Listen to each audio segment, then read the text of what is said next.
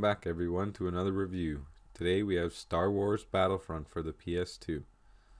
Now for everyone that doesn't know, I've recently played through this game on hard mode. I'll leave the link in the description down below. This game was a blast by yourself and with friends.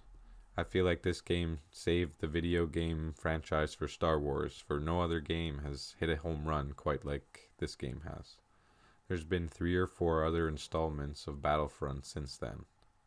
This game was very interactive, for you could play as any soldier throughout the Star Wars universe. Each soldier had his own weapon layout and would suit to different playstyles.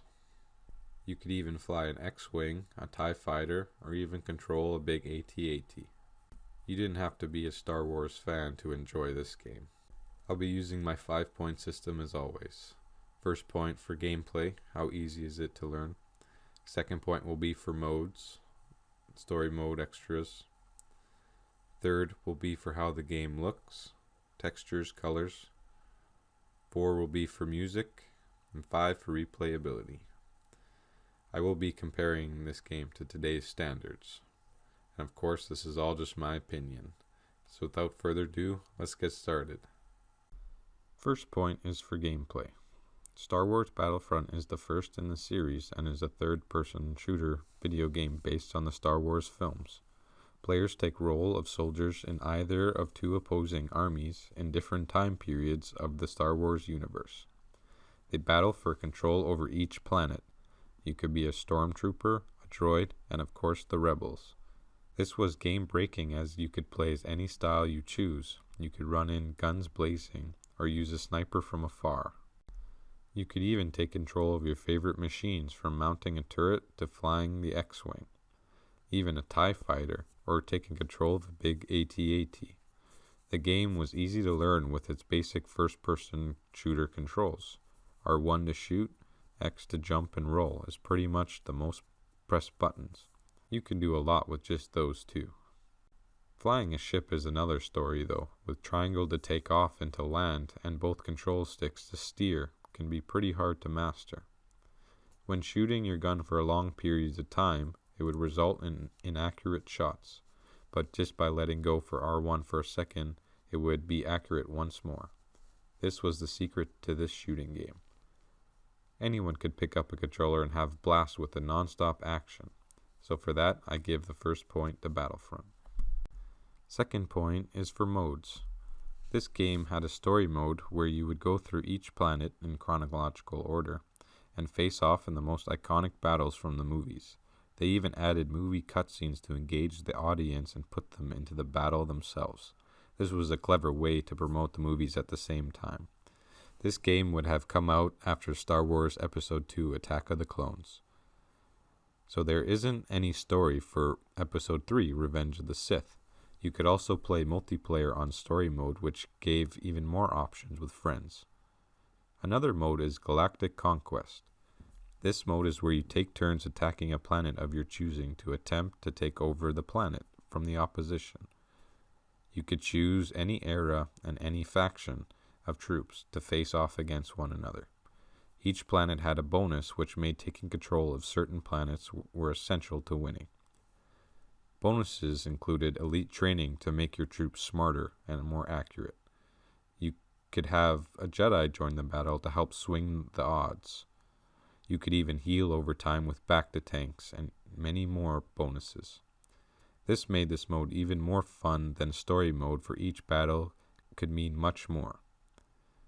And of course, you could play this mode as multiplayer as well. There was an online mode too, but PS2 needed a separate add-on you needed to buy for your console. Crazy, right? Considering every game nowadays has online and is built in straight into your console, and you just have to pay for a membership. Back to the topic.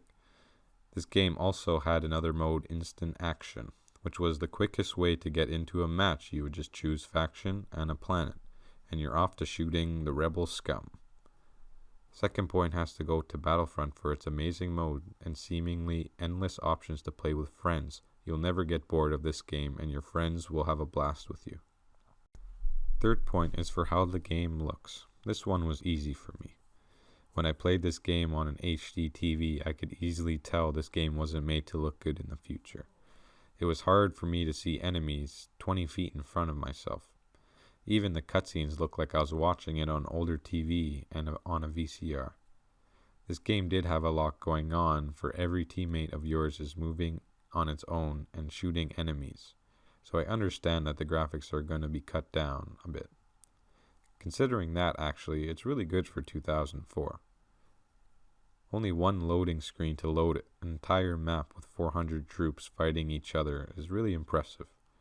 But when replaying it nowadays, it was a little hard on my eyes and took me a bit to get used to. I was pretty much firing at what I thought was a guy at most of the times. The colors and textures looked a bit jagged from afar as well, so unfortunately, for all these examples, I can't give it the 3rd point.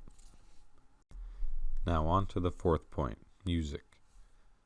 Star Wars music is iconic and everybody hums it in their head during the opening of a Star Wars movie, or even the song when the dark side comes on the screen.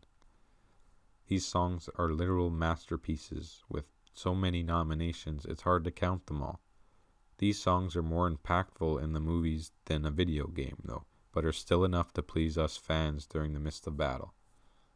Though there isn't much variety, 4 songs total, is still enough to remind you of all the epic moments through the movies that you cherish, and to even keep you inspired through it all.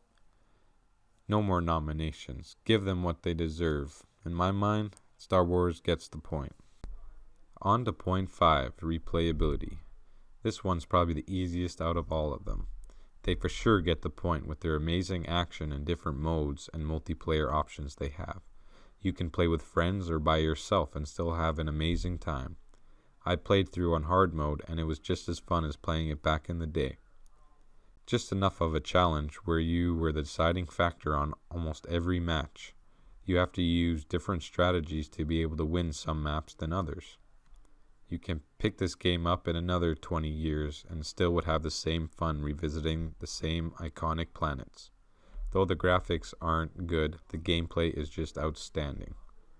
So, there you have it. Star Wars Battlefront deserves a 4 out of 5 in my eyes. This game is non-stop fun and only got better throughout the years. Not to mention there's about 3 or 4 other Star Wars Battlefronts that only expanded to one of the biggest games today. Check out my full playthrough on hard mode in the description down below. I hope all you guys got something out of this review or even the playthrough. I can't wait to see you guys on the next episode. If you guys would like me to play Star Wars Battlefront 2 on the PS2, definitely let me know. I would love to do a review on that as well.